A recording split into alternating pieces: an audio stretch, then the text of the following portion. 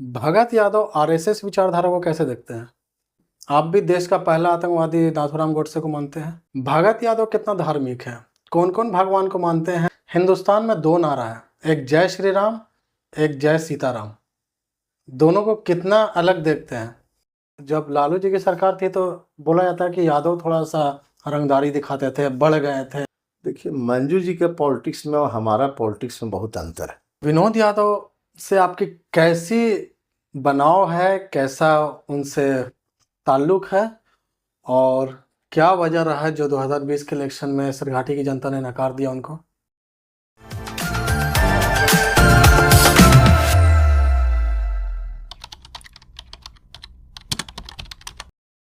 तो भगत यादव जी, बहुत बहुत स्वागत है जी, आपका मेरे आपको भी, द अनफिल्टर्ड आपके पॉडकास्ट चैनल में। को भी। सबसे पहले तो आज विश्वकर्मा पूजा का दिन है। पूरे सिरघाटी विधानसभा के माताओं, बहनों एवं सहपाठियों को, मैं यहाँ के तमाम मतदाताओं को विश्वकर्मा पूजा का हार्दिक शुभकामना एवं अभिनंदन करता हूँ।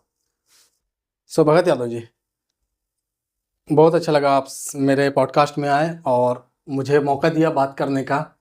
सवालों का सिलसिला शुरू करने से पहले थोड़ा सा आपके बारे में जानना चाहेंगे कि आपकी जो शुरुआत हुई, या फिर आपके बचपन से बात करते हैं। आप अपने बचपन के बारे में दो शब्द कुछ बताइए, और आपकी शिक्षा कहाँ से शुरू हुई और कहाँ तक आपने शिक्षा प्राप्त की है, और फिर राजनीति में आने का सफ़र कहाँ से शुरू हुआ। तो ये मेरे कुछ सवाल हैं जिनका मैं जवाब लेता हूँ आपसे। देखिए, सबसे पहले जब हम होश संभाले बचपन में, तो उस समय हमारे स्वर्गीय देवन यादव चचा जो हैं, जी। वो मुखिया जी हुआ करते थे आज़ादी के बाद से लगातार। अच्छा। तो प्रथम राजनीतिक ज्ञान हमको अपने चचा जी से प्राप्त हुआ। जी। फिर जब बड़े हुए तो हमने, हमारे पूरे परिवार 90 से पहले माले पार्टी का समर्थक हुआ करते थे। अच्छा। उस समय 1990 में हम लोगों का जो विधानसभा था वो आधा बोधगया विधानसभा में था और आधा आपका बाराचट्टी विधानसभा में हुआ करता था। जी। उसमें माले के विधायक भी उमेश सिंह जीते थे। वो माले का बड़ा यहाँ चलती था और माले पार्टी यहाँ मजबूत स्थिति में जी। उस समय था। हम सभी लोग माले पार्टी के समर्थक, हमारे फैमिली के लोग होते थे। 90 में जब लालू जी मुख्यमंत्री बने बिहार का, तो हम लोग फिर लालू जी के साथ आ गए और आज तक उन्हीं के साथ हैं। आज तक राष्ट्रीय जनता दल का दामन पकड़े हुए हैं। अभी तक तो कहा जाता है कि बीच बीच में गड़बड़ाता भी है मामला, कभी आरजेडी, कभी जेडीयू, कभी कोई और। तो है इसमें थोड़ा बहुत सच्चाई? हम लोग सेकुलर मिजाज के आदमी हैं। बचपन से हम लोग यही सीखा। अच्छा। और उसी रंग में हम लोग रंगे हुए आज तक रह गए। तो जो भी सेकुलर पार्टी है उनके साथ सिंपैथी रहता है, लेकिन आरजेडी को हम लोग अभी तक हम लोग बने सपोर्ट हुए कर रहे हैं। हाँ, ठीक है, ये तो आपके हो गए राजनीति शुरुआत। आपकी शिक्षा और ग्रेजुएशन किए हैं। ग्रेजुएशन तक आपकी। जी। और बचपन का जो स्टार्टिंग है, कहाँ पैदा हुए? और यही किसान का बेटा है, हम लोग ग्राम सी पोखर में जन्म लिए और यहीं पले बढ़े। थोड़ा बड़ा हुए तो हॉस्टल में भेज दिया गया गार्जियन के द्वारा, वहाँ से पढ़ के आए। और 92 में हमारे यहाँ नरसंहार हो गया गांव पर। किस गांव पर? जो सी पोखर। अच्छा। उस समय जमींदारी प्रथा के खिलाफ कुछ लड़ाई चल रहा था। कोई अभ्रांश आदमी या गलत आदमी माओवादियों को गलत कन्विंस कर दिया जी। इसी पोखर के लोग जमींदार प्रवृत्ति के लोग हैं। तो उस समय हमारे गांव पे हमला हो गया, वहाँ से हम लोग थोड़ा पढ़ाई लिखाई डिस्टर्ब हुआ। अच्छा। नरसंहार भी हो गया था, मुकदमा हुआ। लालू जी मुख्यमंत्री थे उस समय, सी पोखर में आए थे। जितना भी जो पीड़ित परिवार था सबसे मिलने का काम किए लालू जी और सबको नौकरी दिए। बहुत सहयोग मिला था उनके द्वारा। उसके बाद थोड़ा हम लोगों का झुकाव और लालू जी के प्रति बन गया कि भाई मुख्यमंत्री होकर के हमारे गांव में आए, 94 में हमारे बड़े भाई प्रोफेसर स्वर्गीय बलराम यादव थे, उनका हत्या हो गया। अच्छा। उसके बाद हम लोग राजनीति में आना पड़ गया, चूंकि बड़े भाई राजनीति करते थे, जी। समाज सेवा का काम करते थे। उसके बाद हम लोग राजनीति में आए, और हमसे एक बड़े भाई और हैं, वो उनका अनुग्रह यादव नाम है। जी। वो भी 10 साल खराटी पंचायत से मुखिया रहे, हम्म। और 5 साल डोभी के प्रखंड प्रमुख भी रहे। अभी वर्तमान में हमारी पत्नी सुनीता देवी 2 टर्म से प्रखंड प्रमुख हैं, जी। और अभी भी वर्तमान में भी हैं। अच्छा, आपकी पत्नी जी भी अभी प्रमुख। जी सर, आपने बताया कि आपकी वाइफ जो है अभी वर्तमान में आपके क्षेत्र से प्रमुख हैं, जी, डोभी प्रखंड से। डोभी प्रखंड से प्रमुख हैं। आपकी उपलब्धि इस लाइन में राजनीतिक में अभी तक की क्या है? मतलब ऐसा है कि आप 2010 ऐसा है कि 2010 में भी आपने किस्मत आजमाई अपने विधानसभा चुनाव में, और तो आपकी उपलब्धि जो राजनीतिक में रही है वो क्या है अभी तक? देखिए, हमको लोग यहाँ का नेता मानता नहीं है, अपना परिवार का सदस्य लोग मानते हैं, अच्छा। और बहुत प्रेम करते हैं कि भाई शहीद बलराम जी के छोटे भाई हैं, इसलिए सब लोग परिवार की तरह मानता है। 2010 में हम लोग निर्दलीय चुनाव लड़े थे सिरघाटी विधानसभा में, जी। तो 15,777 वोट हमें मिला। जी। तो उस समय के हिसाब से एक बड़ा वोट था। अब तो वोट का संख्या बढ़ गया। उस समय आदरणीय विनोद जी चुनाव जीते थे, उनका कुल वोट लगभग 23,000 कुछ था, और वो जीत गए थे। और वो जीत गए थे। उस समय इतना ही में हार जीत हो गया था। जी। ये 2010 की बात है। जी। और उसके बाद फिर नहीं आजमाया? फिर 2015 में महागठबंधन का निर्माण हो गया, लालू जी के साथ नीतीश जी आ गए। तो लालू जी बोले कि भाई सरकार बनाना है महागठबंधन का, अगले बार आपको मौका दिया जाएगा, आप महागठबंधन को जिताओ। 2010 में आपने बोला कि निर्दलीय उम्मीदवार लड़े, और 15,000 या कितना बताया आपने? 15,777 वोट में 15,777 वोट आप लाए, और उसके बाद फिर आप बैक टू पवेलियन हो गए, या फिर अपना कदम पीछे ले लिया राजनीति से? क्या वजह थी कि उसके बाद फिर डायरेक्ट 2025 में भगत यादव जी को इसमें देखा जा रहा है? फिर लालू जी से बात हुआ, बोले कि महागठबंधन को जिताना है, कुछ ऐसा ही करो, महागठबंधन का जीत हो, और अभी तुम्हारा उम्र बच रहा है, नेक्स्ट टाइम लड़ाया जाएगा, अभी सरकार बनाओ। तो यह में क्या रखा हुआ है, सरकार में सारा पावर छुपा होता है, सरकार बनाओ। तो हम लोग उनके बात में आए और मदद किए। महागठबंधन से भी चुनाव, जो प्रत्याशी थे महागठबंधन का, वो जीते।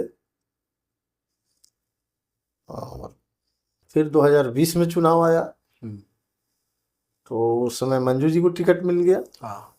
लालू सपोर्ट किया। लालू जी फिर हमको समझाने में सफल रहे कि इस बार छोड़ दो और सरकार बनाओ, तेजस्वी नया लड़का है, अच्छा, उनको तुम मदद करो। फिर हम लोग मदद किए, चुनाव जीते हम लोग। अभी आरजेडी का उम्मीदवार यहाँ जीता हुआ है, लेकिन उनसे लोग खुश नहीं है। सिरघाटी के सिटिंग एमएलए से खुश, राष्ट्रीय जनता दल के कार्यकर्ता खुश नहीं है, वोटर खुश नहीं। सब लोगों ने कहा कि ना, अब कुछ सिरघाटी में परिवर्तन होना चाहिए। 10 साल ठगा गए विनोद जी के द्वारा, 5 साल ठगा गए हम लोग मंजू जी के द्वारा। अब ऐसा है कि कुछ नया हो, परिवर्तन हो, सिरघाटी के विकास के लिए कुछ अच्छा सोचिए और आप आगे आइए। तो हम लोग हैं, आगे आए। आपको पर्सनली बोला गया आगे आने के लिए, सारे कार्यकर्ता को बोला गया कि सब कार्यकर्ता मिल के बोला कि आप आगे बढ़िए, और जो 15 साल से सिरघाटी के लोग ठगा रहे हैं, जो धोखा हो रहा है, बहुत सा बिंदु है जिस पर लोग सोचा कि सिरघाटी हमारा जिला बन जाएगा, विनोद जी एमएलए बन गए, मंत्री बन गए। ऐसा नहीं हुआ। फिर लगा कि मंजू जी आए हैं तो कुछ अच्छा होगा, ये विनोद जी से कुछ बेहतर सोचेंगे सिरघाटी के लिए, बिल्कुल कार्यकर्ता के लिए। निराशा हाथ लगा लोगों को। भगत यादव जी, एक बात ये देखिए कि एक सिटिंग एमएलए आपका है, ठीक है, आप कह रहे हैं कि उनसे कार्यकर्ता खुश नहीं है। पार्टी का कुछ समझ में आया कि पार्टी क्या विचार करती है मंजू अग्रवाल जी के बारे में? क्या पार्टी भी वही सोचती है जो कार्यकर्ता सोचते हैं, या फिर पार्टी का है कि एक बार जीत गई हैं तो कुछ ना कुछ तो वजह होगी। ये पार्टी क्या सोच रही है ये तो हम लोगों को पता नहीं है, लेकिन जनता का सोच हम लोगों का पता है कि इस बार परिवर्तन चाहता है। पार्टी वही फैसला करेगी जो जनता का फैसला होगा। जनता सर्वोपरि है ना, टिकट पार्टी देती है लेकिन जिताने काम जनता करते हैं। आपकी पर्सनल बात कभी हुई है लालू जी से या तेजस्वी जी से, फोन पर या मुलाकात तो होते ही रहता मुलाकात है। होती है? हाँ, तेजस्वी जी बहुत छोटा थे उस समय से हम लोग हैं। नहीं, अभी हाल फिलहाल की बात है, हाल फिलहाल में कोई मुलाकात? भेंट मुलाकात होता है, पटना कई बार गए, कई बार कार्यक्रम हुआ। परसों कल ही तो जहानाबाद में प्रोग्राम था, मुलाकात हुआ उनसे।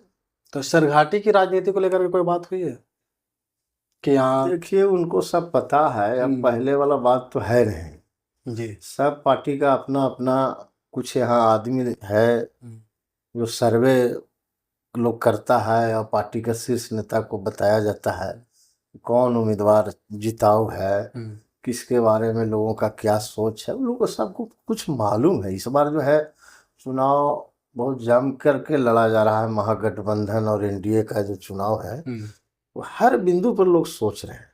ठीक है। ऐसा लगता है कि तेजस्वी जी चाहते हैं कि कोई गलती हमसे ना हो, या तो उम्मीदवार चुनने में या गठबंधन बनाने में, वो हर गलती को सुधार करना चाहते हैं। क्योंकि आप सरघाटी के संभावित उम्मीदवार हैं तो हम आपसे सरघाटी पर ही आज चर्चा करते हैं। ठीक है।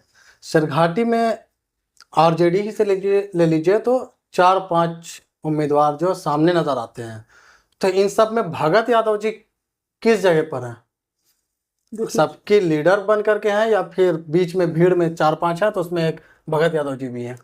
देखिए जो हम तो 2010 से चुनाव लड़ रहे हैं, 2010 से उम्मीदवार हैं। आज नया उम्मीदवार तो हम हैं नहीं। 2010 से हमारी उम्मीदवारी यहाँ जनता देख रही है और बड़ा जोरदार ढंग से हम लोग का उम्मीदवारी रहा है, तो आज भी है। अब नए लोग, अब जैसे जैसे समय निकलता जाता है नए नए नेता का उदय होता है, अब नया नया लोग उम्मीदवार होते हैं, शौक है। तो क्या लगता है इस बार पार्टी विचार विमर्श करेगी या फिर डायरेक्ट भगत यादव का नाम लेगी? देखिए सब कुछ पार्टी पर है, पार्टी का काम है, वो अपना करेंगे। हम लोग भाई आम जनता के बीच में रहने वाले लोगों में से हैं, तो जो इंसान 10 में लड़ा हो और इतना अच्छा वोट मिला हो, तो आज हम लोग कमजोर तो है नहीं। मैं आपको अपना पर्सनल बताता हूँ कि आपकी दावेदारी मुझे इसलिए खास लगती है क्योंकि आप एक बार निर्दलीय अपने आप को साबित किया है और आपने वोट लाया है, जो कि और जितने कैंडिडेट हैं, एक मंजू अग्रवाल जी को छोड़ दें तो और जितने हैं वो अभी स्टार्ट में उम्मीदवारी की बात कर रहे हैं। कोई ऐसे नहीं दिखते हैं जो एक इलेक्शन लड़ चुके हैं विधायक का और उसमें से कुछ उनको हासिल हुआ है या पता चला हो कि जनता इनको लाइक करती है या नहीं लाइक करती है, लेकिन आप उनमें से हैं जो एक इलेक्शन जैसे मंजू अग्रवाल जी भी पहले निर्दलीय लड़ी और पार्टी ने उन पर भरोसा किया, देखा कि हाँ जब निर्दलीय में वोट ला रही हैं तो फिर पार्टी ने अपना हाथ दिया और सपोर्ट किया और जीती भी यहाँ से। तो क्या लगता है सेम कार्ड आपके साथ हो सकता है इस बार जैसा मंजू अग्रवाल जी के साथ 2020 में हुआ था? देखिए मंजू जी के पॉलिटिक्स में और हमारा पॉलिटिक्स में बहुत अंतर है। क्या अंतर है बताइए? 2010 में मंजू जी के बीजेपी के लोगों ने लड़ाया था चुनाव, अच्छा। ना कि कोई बनिया समुदाय के लोगों ने लड़ाया। भारतीय जनता पार्टी को उस समय लगा कि एनडीए से उम्मीदवार डॉक्टर विनोद यादव है, यादव से बीजेपी के लोगों को नफरत है और मुसलमान से भी नफरत है। अच्छा। तो बीजेपी के लोगों को लगा कि एनडीए हो या आरजेडी हो, यादव मुसलमान सरघाटी में मिले ना हो, इसलिए उन्होंने मंजू अग्रवाल को आगे किया और उन लोगों ने चुनाव लड़ाया, बीजेपी के लोग। ये अंदर की खबर है? नहीं सच्चाई है, सच्चाई है। तमाम राजपूत समाज के लोग 2010 में एनडीए के प्रत्याशी डॉक्टर विनोद यादव को वोट नहीं दे करके मंजू अग्रवाल जी को दिया। तमाम भूमिहार समाज के लोग एनडीए के प्रत्याशी डॉक्टर विनोद यादव को वोट न दे करके मंजू अग्रवाल को दिया। जो बीजेपी के कैडर वोट है वो आप समझ सकते हैं, जो उच्च वर्ग के लोग होते हैं, ज़्यादा उनका समर्थक होते हैं, वो लोग उनको वोट दिया। मंजू जी का वो कोई जात समुदाय का वोट नहीं था, बीजेपी का वोट था। ऐसा नहीं कि बनिया के बहुत बड़ी आबादी है, उनका वोट पड़ गया, इनको मिल गया 17-18 हज़ार, ऐसा बात नहीं। बीजेपी के लोगों ने दिखाया कि हमारा वोट इतना है। तो ये 2010 की बात है कि उस टाइम पे जो इलेक्शन में जी बीजेपी के लोग मंजू अग्रवाल जी को दे रहे थे, जी। यादव से दूरी की वजह से। हाँ हाँ, यादव एनडीए उम्मीदवार था, एनडीए के लोगों ने यादव उम्मीदवार को पसंद नहीं किया और मंजू अग्रवाल को आगे किया। तो इसका असर 2015 में फिर दिखा। हाँ, 2015 में चुनाव, फिर अपर क्लास के कोई उम्मीदवार नहीं था 2015 में, तो उन लोग फिर मंजू जी को वोट दिया। ठीक है, आप क्या सोच रहे हैं इस बार का? देखिए, और जनता से आप क्या मतलब चाह रहे हैं? कुछ अपनी बात जनता से और जनता की बात खुद से, क्या लगता है इस इस बार बार? लोग हमको बड़े बड़े माने तबके के लोग, हर समाज के लोग का कहना है कि आपको चुनाव लड़ना चाहिए, सिरघाटी के विकास के लिए लड़ना होगा, आगे आना होगा। क्योंकि हम लोग 10 साल 15 साल देख लिया, न तो अभी तक सिरघाटी जिला बन सका, ना तो सिरघाटी भय मुक्त जगह बन सका, ना यहाँ कोई बढ़िया अस्पताल बन सका, ना यहाँ कोई महाविद्यालय बन सका, ना यहाँ कल कारखाना लगा सका कोई। तो इस सब चीज़ को लाने के लिए आपको आगे आना होगा, ऐसा लोगों का कहना है। सब चीज़ ठीक है। जिला सरघाटी जिला क्या विधायक के हाथ में है ये पावर कि सरघाटी को जिला बनाने का काम करे? हाँ, बिल्कुल पावर है। विधायक ही ऐसी चीज है जो कानून बनाने का भी पावर विधायक को होता है। तो फिर अभी तक क्या लगता है कि धोखे में रखा जा रहा है सरघाटी की जनता को? विनोद यादव जी ने भी सरघाटी को जिला बनाने का वादा किया, मंजू अग्रवाल जी ने भी किया, आप भी यही वादे पे आइएगा कि सरघाटी को जिला बनाएंगे। इससे पहले भी बहुत सालों से सरघाटी को जिला बनाया जा रहा है, सिर्फ पेपर पर और चुनावी भाषण में।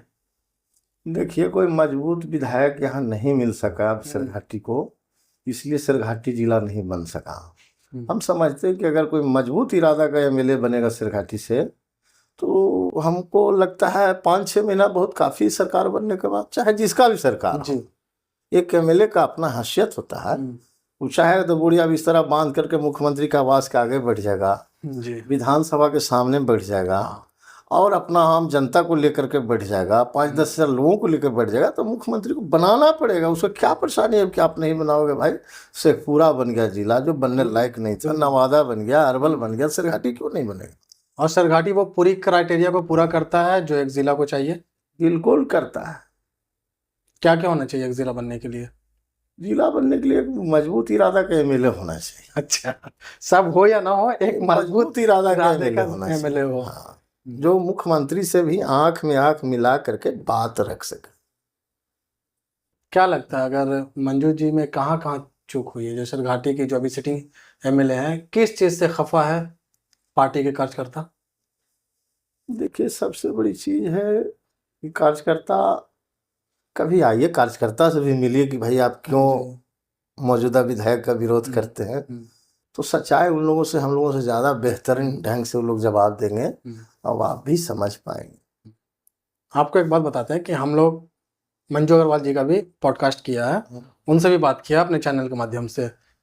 उनसे भी यही सवाल पूछा था कि आपके कार्यकर्ता से दूरी कैसे हो गई, और जो आपको 2020 में जान से माल से सपोर्ट कर रहे थे, आज वो खुद उम्मीदवारी की दावा कैसे करते हैं? तो उनका कहना था कि मैं पहली बार बनी थी, एक्सपीरियंस की कमी थी, और मुझे कार्यकर्ताओं ने बहुत जगह पर धोखा भी दिया है। मतलब एक्सपीरियंस की कमी के कारण बहुत सारी चीज गड़बड़ानी है। एक्सपीरियंस क्या होता है? वीर शिवाजी 13 साल में 13 राज्य जीत लिए थे, उसमें कौन एक्सपीरियंस था 13 साल की उम्र में? सही बात है। ब्लड में होता है, उसका ह्यूमन नेचर होना चाहिए कि हम रोम रोम में हम पॉलिटिकल हैं। तो एक सेकंड रुक जाते हैं, थोड़ा अजान हो रहा है, उसके बाद फिर हम बात करते हैं, ठीक है? शिवाजी के बारे में हम जब पूछा आपसे कि मंजू अग्रवाल जी बता रही थी कि एक्सपीरियंस की कमी की वजह से बहुत सारी चीज़ उनसे नहीं हो पाया, जो जनता से वादा करिए कि अगली टर्म में जब आप मुझे चुन करके लाइएगा तब बहुत सारी चीज़ पर सुधार करेंगे। तो आप उस पर कुछ एग्जाम्पल दे रहे थे वीर कुंवर जी का, बताइए। हम लोग जो इतिहास के बारे में जानते हैं, वीर शिवाजी 13 साल की उम्र में 13 राज्य जीत लिए थे। उनको कौन सा एक्सपीरियंस था? उनका खून में एक्सपीरियंस था। उनके माता पिता और वातावरण ने उनको इस तरह के बनाया था कि वो 13 साल की उम्र में 13 राज्य जीत लिए थे। तो भाई 5 साल आप मिले रहे तो एक्सपीरियंस के लिए महीना 2 महीना 4 महीना बहुत होता है। सही बात है। वो बढ़िया से समझ नहीं सके। 5 साल में एक्सपीरियंस नहीं आ रहा है हाँ, एक एमएलए को, जिसके हाथ में पूरा सब डिवीजन, हाँ, 3 ब्लॉक की, मतलब वो एक तरह से उनका राज चल रहा है इन तीनों ब्लॉक पे, पूरे सरघाटी पर पकड़ है उनकी। तो क्या लगता है किस चीज़ पे उनको ध्यान देना चाहिए? कोई आप मैसेज दीजिएगा उनको, कोई सुझाव? देखिए अवसर इंसान को बार बार नहीं मिलता है। अच्छा। अगर एक बार अवसर हमको मिल जाए, किन्हीं को मिल जाए, तो आप जितना बेहतर करेंगे उसके अनुसार आगे की दिशा तय होता है। बिल्कुल तो सही बात। एक जो सवाल। चूक गया लोग तो चूक गया। ठीक है। एक सवाल ये है, मंजू अग्रवाल जी, इन्हीं पर है भी, फिलहाल मंजू अग्रवाल जी पे हम लोग बात कर रहे हैं कि ये फिलहाल सिटिंग एमएलए हैं, सरघाटी की विधायिका हैं, ठीक है। इनके घर पे जाते हैं तो नॉर्मली सब कुछ चल रहा है। आप एक फिलहाल सिर्फ कार्यकर्ता हैं राजद के, और आपके घर पर रोजाना जनता दरबार चल रहा है। जब हम मंजू अग्रवाल जी का पॉडकास्ट किया था तो मेरे सवाल बॉक्स में, क्वेश्चन बॉक्स में एक सवाल था कि मंजू अग्रवाल जी कब से शुरू कर रही हैं अपना जनता दरबार लगाना? एक एक लोग से मिलने से अच्छा है कि एक आप हफ्ते में या फिर महीने में 1-2 दिन जनता दरबार लगाइए और जनता के सवाल डायरेक्ट सुनिए और उस पर काम कीजिए।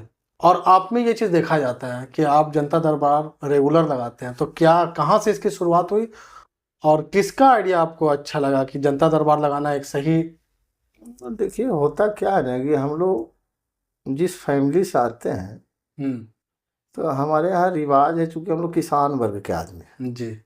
कि कोई भी इंसान आता हो तो बिना कुछ चाय पानी नाश्ता के वो हमारे यहाँ से ना जाए। अतिथि देवो भव है, उस सिस्टम को हम लोग आज तक निभाते आ रहे हैं। जी। तो लोग आते हैं, अब जिसका जैसा काम होता है, जितना हम लोग सक्षम हैं उतना करते हैं, प्रयास करते हैं, लोगों को विश्वास है इसलिए लोग आते हैं। पैसा भी खूब खर्चा होता होगा।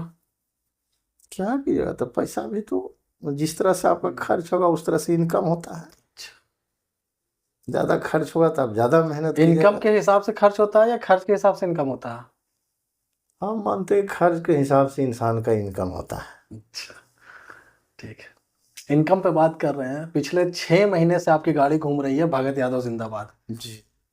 या हो सकता है उससे ज़्यादा ही दिन से घूम रही होगी। क्या साबित करना चाह रहे हैं? फिलहाल अभी कोई भी उम्मीदवार अपना गाड़ी नहीं घुमा रहा है, प्रचार गाड़ी नहीं घुमा रहा है। आप क्या साबित करना चाह रहे हैं? ये जो भगत यादव जिंदाबाद का नारा हर गली चौराहे पे लग रहा है, क्या नीयत क्या है आपकी? देखिए नियत साफ साफ है मेरा कि तेजस्वी जी 17 महीने के सरकार में जो उपलब्धि बिहार के लोगों को दी, जी। हमारा नियत है कि लोगों तक वह बात हम पहुंचाएं कि उन्होंने 5 लाख लोगों को नौकरी दिया। जी। और जो उनका मैनिफेस्टो है कि जब हमारी सरकार बनेगी तो हम हर एक महिला को माँ बहन मान योजना के अंतर्गत जी 2500 रुपया देने का काम करेंगे। वृद्धा पेंशन जो 400 रुपया मिलता था वह 1500 रुपया देने का काम करेंगे। और जो बिजली बिल है वो 200 यूनिट फ्री देंगे। 500 रुपया में गैस सिलेंडर देंगे। सड़क, शिक्षा, सिंचाई, पलायन, ये सब चीज़ पर हम ध्यान देंगे। वो चीज़ हम लोग प्रचार प्रसार करके आम लोगों तक पहुंचा रहे हैं। आप पहुंचा रहे हैं, बाकी सारे कैंडिडेट का ऐसा क्या लगता है, क्या कमी है? सब लोग अपने अपने तरीके से लोग लगे हैं, जिसको जो तरीका लगता है अपना रहा है। ऐसा तो ना है कि मतलब तेजस्वी जी को दिखाना है कि ज्यादा प्रचार भगत जी कर रहे हैं? ऐसा नहीं है, सब देखते रहते हैं हम लोग कि कौन क्या करता है। अब इलेक्ट्रॉनिक युग है जी। सबको लोग देखते रहता है। सही बात है। हम लोग भी देखते रहते हैं कि तेजस्वी जी क्या कर रहे हैं, वो भी देखते रहते होंगे। आपके भाई जो शहीद हुए हैं उन पर अगर आना चाहें, क्या लगता है क्या वजह थी और क्या सिचुएशन बना, और उस समय आपकी उम्र क्या थी? बहुत कम उम्र था, लगभग 15-16 साल उम्र था उस। जी। और हमारे भाई बहुत सीधे साधे इंसान थे, पढ़ा लिखा इंसान थे जी। और ज्योग्राफी के प्रोफेसर थे। हम्म। जब 90 में लालू जी मुख्यमंत्री बने हम्म। तो जो सामंती विचार के लोग थे उनका गुस्सा नीचे वाला यादवों को झेलना पड़ा। अच्छा। गुस्सा लालू यादव पर था, लेकिन जो यादव यहाँ नजर आया 90 से 95 तक के, जी। वो लगातार हत्या होते रहा। जैसे चतरा में सहदेव यादव होते थे, बड़े नेता थे, उनका हत्या हो गया। डोभी में हमारे भाई शहीद बलराम यादव थे, उनका हत्या हो गया। बोधगया में स्वर्गीय बासुकी यादव थे, उनका हत्या हो गया। बाराचट्टी में बैलून यादव थे, उनका हत्या हो गया। बाराचट्टी में अर्जुन यादव थे, उनका हत्या हो गया। बहुत सा यादवों का हत्या हुआ उस समय। मैंने लालू जी का गुस्सा नीचे वाले यादवों को झेलना पड़ गया। बहुत सा लोग बेघर हो गए, मारे गए, सब पढ़ा लिखा यादव। सब उस समय एक मुहिम चला और इस तरह के काम हो। फॉरवर्ड क्लास की तरफ से जो सामंती कोई जात नहीं होता, एक विचार होता है, एक विचारधारा है, सामंतवादी। शोषक उसको कह सकते हैं। शोषक कोई भी हो जाता है जिसमें सद्बुद्धि नहीं है, वो शोषण करने लगेगा। सामंती हो तो गए। क्या लगता है जब लालू जी की सरकार थी तो बोला जाता है कि यादव थोड़ा सा रंगदारी दिखाते थे, बढ़ गए थे। ना ना ना, उस समय क्या बढ़ेगा। 90 में सरकार बना, लालू जी मुख्यमंत्री तो इसी खुशी में तो यादव पूरा लालू जी तो बेचारे उस समय शिक्षा दीक्षा देना शुरू किए कि भाई पढ़ो लिखो, गाय चराने वालों, बकरी चराने वालों, भेड़ चराने वालों, सुगर पालने वालों, पढ़ना लिखना सीखो। बच्चा वो भैंस को बोले इनके साथ में लेके जाओ लेकिन पढ़ाई करो। ये सारी बात ठीक है। चरवाहा विद्यालय खोले, इसीलिए खोले कि भाई तुम पढ़ो लिखो भी और तुम्हारी गाय भैंस भी चरता रहे। तो इसको लोग अलग तरह से ऊंचे वर्ग के लोग गलत तरीके से पेश किया कि चरवाहा विद्यालय चला रहा है। लालू जी का ऐसा सोच था, ऐसा कोई देश के मुख्यमंत्री का सोच नहीं रहा जो उनका सोच था। बिल्कुल, वो सब ठीक है, लालू जी का सोच सही था। यादव लोग का सोच क्या लगता है आपको? उस टाइम पे बोला जाता है कि मन बढ़त हो गए थे कि मेरी सरकार आ गई है, अब हम लोग की चलेगी, और दूसरे जात वालों पे यादव लोग भी क्या इस तरीके से जुल्म करते थे? ना, कहाँ ऐसा है, इक्का दुक्का होता है कुछ। तो मगध में एक दो नाम बदनाम है, वही हम आपसे कह रहे हैं। एक दो नाम बदनाम है, चाहे एक नाम नवादा में है जी, एक नाम गया में है, दो तीन नाम है इस तरह। तो इनकी वजह से एक ये हो गया कि यादव समाज घेरे में आ गए कि ये बढ़ गए हैं, ये लालू जी का गलत फायदा उठा रहे हैं उनकी सरकार का। ऐसा नहीं, जनरली यादव क्या लाभ लिया उनसे? उनके समय में तो सूरज भान बड़े ठेकेदार हो गए। अखिलेश शर्मा जो अभी हैं कांग्रेस के नेता हैं, वो लालू जी के साथ थे, केंद्रीय मंत्री थे। यादव लोग तो बस खुश था कि लालू जी मुख्यमंत्री बन गए, इसी में खुश थे लोग। अब एक दो चेहरा है जो लाभ लिया, तो एक दो आदमी के आगे बढ़ जाने से पूरा समाज का विकास नहीं हो जाता। आपसे अगर जेन्युइन सवाल एक पूछे, क्या आपको लगता है कि लालू जी के राज में लूटपाट ज़्यादा थी अभी के मुताबिक, या फिर लगता है कि वो वाला ज़माना अच्छा था? देखिए, लालू जी का ज़माना बहुत बेहतर था, क्योंकि गरीबों का राजपाट वास्तव में था। गरीब आदमी छोटा कार्य करता जाकर थाना में बैठता था और थानेदार को उनका बात सुनना पड़ता था।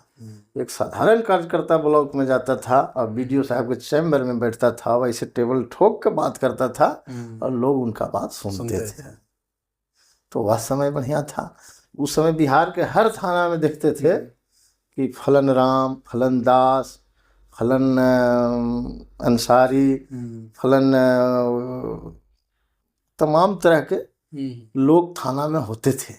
अब आवाज उठा के देख लीजिए, आप चले आइए मदनपुर थाना से उठाइए, अब चले आइए बाराचट्टी तक, ठीक है। सब हमको लगता है नीतीश जी के प्यारे प्यारे लोग ही मिलते हैं, दबा कुचला लोग बहुत कम मिलेगा आपको पूरे बिहार में।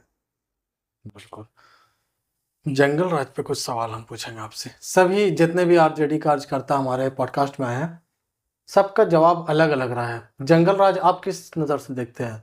क्या सच में जंगल राज था, उसको जो बोला गया, कि उस जमाने में ऐसा कुछ चीजें घटी जिसकी वजह से एक ठप्पा लग गया कि ये जो इतना पीरियड था इसको जंगल राज कहा गया। आपकी सूझबूझ इसको क्या देखती है, किस तरीके से देखते हैं? जंगल राज तो था ही नहीं, हम पहले ही बोल के गए आपको। उस समय वास्तव में गरीबों का शासन था, तो उसको लोग जंगल राज कह दिया।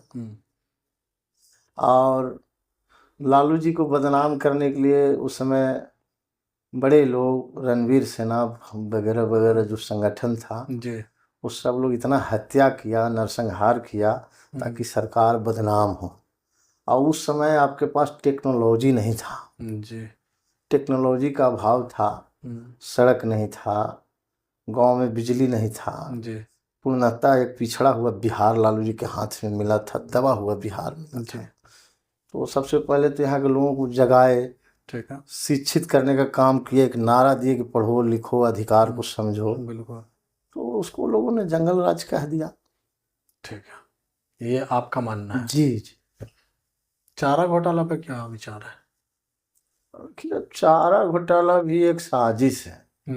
चारा घोटाला के बारे में जहाँ तक हम लोग जानते हैं कि पर्दाफाश करने वाले व्यक्ति लालू जी थे, खुद लालू जी। हाँ, उन्होंने ही बात रखा कि भाई हमारे यहाँ चारा घोटाला हुआ है। बाद में एन केन पर केन लोग उन्हीं पर। क्या ये बात सच है कि लालू जी के साला लोग का इसमें हाथ था और लालू जी फंस गए? ना, उसको जगन्नाथ मिश्रा के टाइम से चारा घोटाला चला आ रहा था। एक दो दिन का घोटाला तो था नहीं, ये बहुत पिछले और धीरे धीरे धीमी गति से चल रहा था। जांच लालू जी के नॉलेज में गया कि हमारा सरकार है, घोटाला जारी है, तो उन्होंने हस्तक्षेप किया तो यही फंस गए, चूंकि उस समय मुख्यमंत्री थे। साजिश है, बड़े स्तर पर साजिश। लालू जी जेल में थे और राबड़ी देवी जी मुख्यमंत्री बनी थी। आपके साथ भी ऐसा ना हुआ है? आप जेल में, आपकी पत्नी जी प्रमुख समिति जीतती हैं, प्रमुख बनती हैं। देखिए, जन समर्थन जिसके साथ है वो कहीं रहेगा तो उसका लाभ तो उसको मिलेगा ही। क्या वजह थी जेल जाने की आपकी? देखिए, है क्या कि हम लोग राजद के लोग हैं, ठीक है, यहाँ सरकार एनडीए का है, और इस सरकार में यादव व मुसलमान चिन्हित है। उनको दूसरे नजरिया से सरकार के लोग देखते हैं। आप सही भी काम कीजिएगा तो आप पर मुकदमा हो जाएगा, आपको परेशान किया जाएगा, ताकि आप पार्टी छोड़ दीजिए और एनडीए के शरण में आ जाइए। ऐसा दबाव बनाते रहता है, वही कारण है और कोई दूसरा कारण नहीं। बालू वाला क्या मसला था? बालू में हमारे नाम से कभी कोई ठेका पट्टा नहीं हुआ। ठीक है, झारखंड में ठेकेदारी हमारे मित्र हैं अरुण सिंह, उनका चलता था, और बिहार सरकार केस कर दी। आप समझिए ना, उस समय यहाँ जो गवर्नमेंट है एनडीए का है, किसी भी तरह से फंसाना है। और आज तक जितना हम पे मुकदमा हुआ सब 120 बी लगा। अच्छा, मतलब किसी ने ये नहीं कहा कि भगत जी ने ऐसा किया, लोग कहा कि इनका साजिश हो सकता है। अच्छा, साजिश हो सकता है, बिल्कुल। तो उसको 120 भी एक धारा है, उसके तहत हमको लोगों ने फंसाते रहा हमेशा, और फंसाया भी। सच्चाई का जीत होता है, आज सब कुछ ठीक है, सब केस खत्म हो गए। अच्छा लगता है जब पे बोलता बालू माफिया भगत यादव जी।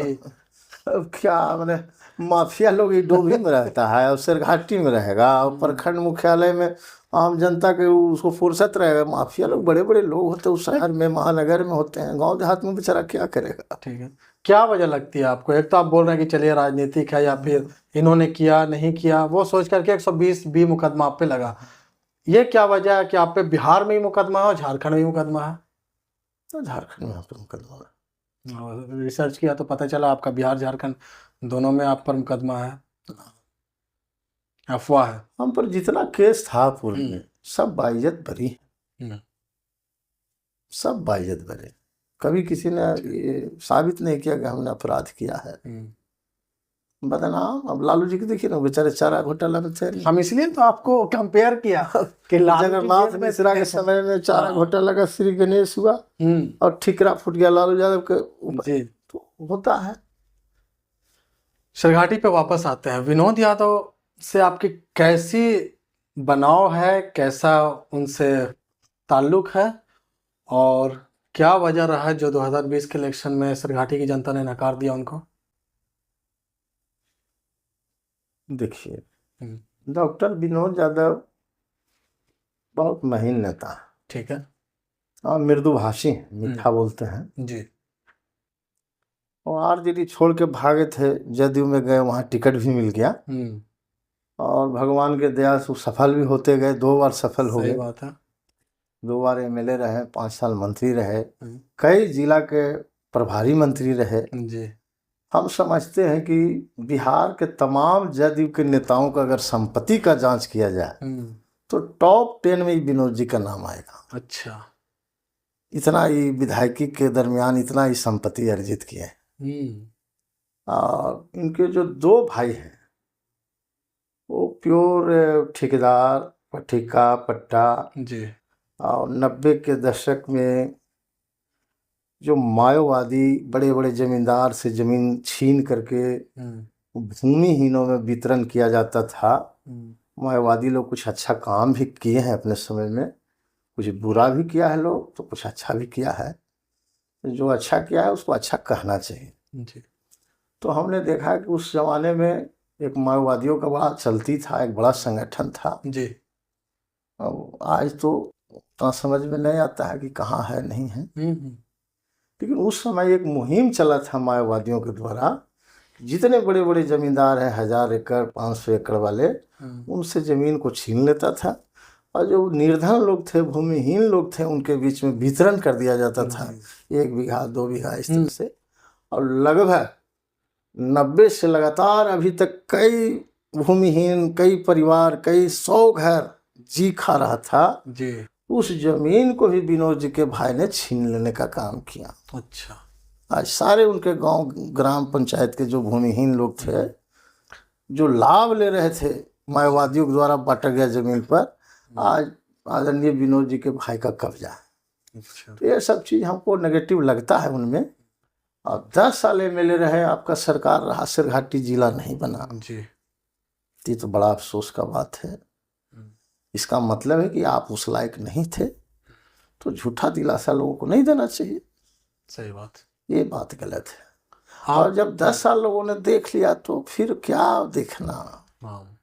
10 बरस बहुत समय होता है, फिर क्या देखना। अब तो नए लोगों को देखना ही चाहिए। सरघाटी की जनता को आप समझदार मानते हैं इस चीज को लेकर के कि किसी को बार बार चांस नहीं दे रही है? देना भी नहीं चाहिए, बार बार आपको क्यों चांस देंगे भाई, सब लोगों को मौका देना चाहिए। 15 साल तो देख लिए, अब सिरघाटी में परिवर्तन का लहर है। लोग चाहता है कि हमारा कुछ अलग हट के नेता हो, जो सिरघाटी के लिए सोचे। सिरघाटी में जो बेरोजगारी है, जो पलायन है, इसके बारे में लोग सोचे। तो कोई नेता तो इस विषय पर बात करता नहीं है। अब पलायन रोकना कोई बड़ी बात भी नहीं है। अगर सच्चे मन से अगर कोई नेता काम करे इस विषय पर तो पलायन रुक सकता है। हम समझते हैं कि हर पंचायत में मेरे भाई 500-600 लोग पलायन करते हैं, हर गांव से 10 लोग 15 लोग यही होंगे। अगर हर पंचायत में एक डेयरी फार्म का निर्माण कर दिया जाए तो पंचायत के लोग वहीं काम मिल जाएगा, उनको वहीं रोजगार मिल जाएगा, अपने पंचायत में रोजगार मिल जाएगा। और हम लोगों को जहाँ तक चला, आप देखिएगा कि हमारे यहाँ हल्दीराम का फैक्ट्री लगा जी। मैं समझता हूँ 400-500 लोगों को रोजगार वहाँ मिल रहा है। बिल्कुल। फिर हल्दीराम के बगल में ही प्रमोद लड्डू वाला का फैक्ट्री बन रहा है जी। और भी एक डेयरी फार्म का फैक्ट्री लग रहा है। तो यहाँ के लोग अगर मदद करें बाहरी लोगों को, जो बिजनेस करने वाले लोग हैं जी। अब हम लोग मदद कर रहे हैं, रंगदारी वगैरह 12-17 से संरक्षण दे रहे हैं कि कोई इनको तंग न करे, परेशान न करे। ताकि जो आ रहे हैं फिर वापस नहीं जाए। उद्योग धंधा और बढ़ेगा यहाँ। बिल्कुल। केवल संरक्षण देना है। अब एक विधायक के लिए कोई बड़ी चीज नहीं है। नहीं है। तो ये सब चीज लोगों ने नहीं किया। जैसे हमको धीरेन्द्र अग्रवाल जी से बात हुआ था जी। सिरघाटी के विषय में, पूछने लगे क्या हो रहा है, कैसा है। बोले भाई यहाँ किसान को बड़ा कष्ट है। सरकार एक सुई का भी कारखाना हमारे यहाँ नहीं लगाया। बिल्कुल। और धीरेन्द्र अग्रवाल के भाई जो हैं उनका पूरे देश में कई राइस मिल है, जी। कई शुगर मिल है, और रेलवे का जो है वो क्या पटरी वगैरह का फैक्ट्री है उनका। जी। और राजद में रहे थे, चतरा से इलेक्शन जीते थे, सांसद बने थे। तो हमने कहा उनसे ठीक है। कि आप हमारे यहाँ एक शुगर मिल लगा दीजिए, जमीन हम लोग मुहैया करा देंगे, कहीं कोई बदमाशी नहीं होने देंगे, ये हम लोगों का गारंटी रहेगा। तो उन्होंने भी आश्वासन दिया हम लोगों को कि ठीक है, तुम विधानसभा के बाद जीतो या हारो, उसके बाद आइएगा, मिलिएगा, हम लोग आपके यहाँ ये काम हर संभव प्रयास करेंगे कि चीनी मिल आपके यहाँ लगेगा। ये सब हम लोगों का सोच है। अब प्रशांत किशोर जी तो हम लोग हैं नहीं कि हम लोग कह दें कि बाल बच्चों के नाम पर वोट दे दो और अगले बार कहिएगा कि बाल बच्चों के लिए वोट दे दो। ये सब हम लोग सही बात, काम में विश्वास रखते। ये आपके अच्छा ये लगा कि आपने सरघाटी में रोजगार की बात की जी, जो कि कोई नहीं करता है। बहुत ज़रूरी है सरघाटी से प्लान रोकना, सरघाटी के लोग को बाहर में प्रताड़ित, या पूरे बिहार के लोगों को बाहर में प्रताड़ित किया था बिहारियों के नाम पर। तो ये सारी चीज़ हर पंचायत में, हर विधानसभा में ये सब होना चाहिए कि रोजगार पे बात होनी चाहिए। तो क्या लगता है कि जो विधानसभा का या लोकसभा का जो इलेक्शन होता है, तो एजुकेशन और रोजगार ये सब मुद्दा को छोड़ करके हिंदू मुस्लिम, मंदिर मस्जिद, कब्रिस्तान और शमशान, इन सब पर जो वोट आ जाता है मामला, क्या वजह लगती है? जनता यही सब सुनना चाहती है या जनता ये देखना चाहती है? बिहार के लोगों में बदलाव है, वो हिंदू मुस्लिम फलाना चिलाना अब लोग उब गया है सब चीज़ से। अब हर आदमी सोचता है कि हमारे यहाँ रोजगार का उत्तम व्यवस्था हो, और जो भ्रष्टाचार है अपने यहाँ नीचे से लेके ऊपर तक, इस पर अंकुश लगे। बिल्कुल। और हर व्यक्ति को रोजगार हो जाए, शांति हो, अपराध से मुक्ति मिले। बिल्कुल, ये सब सोच है लोगों को। और आप, अगर मैंने एक सवाल पूछा था कि अगर आप कोई सुझाव देना चाहें विनोद यादव जी को, तो क्या सुझाव दीजिएगा? देखिए, आप विनोद जी को सुझाव देने का तो कोई मतलब नहीं बनता है हमको, हम क्यों सुझाव देंगे उनको? वो अलग पार्टी में, हम अलग पार्टी जैसे है वो ठीक है। हाँ, यहाँ के लोगों को जरूर सुझाव देना चाहेंगे, सरघाटी के लोगों को, कि जिसको देख लिया फिर देखना क्या। हाँ, जिसको देख लिया उसको फिर क्या देखना है। 10 साल एक बड़ा समय होता है, तो फिर देखने का क्या मतलब है?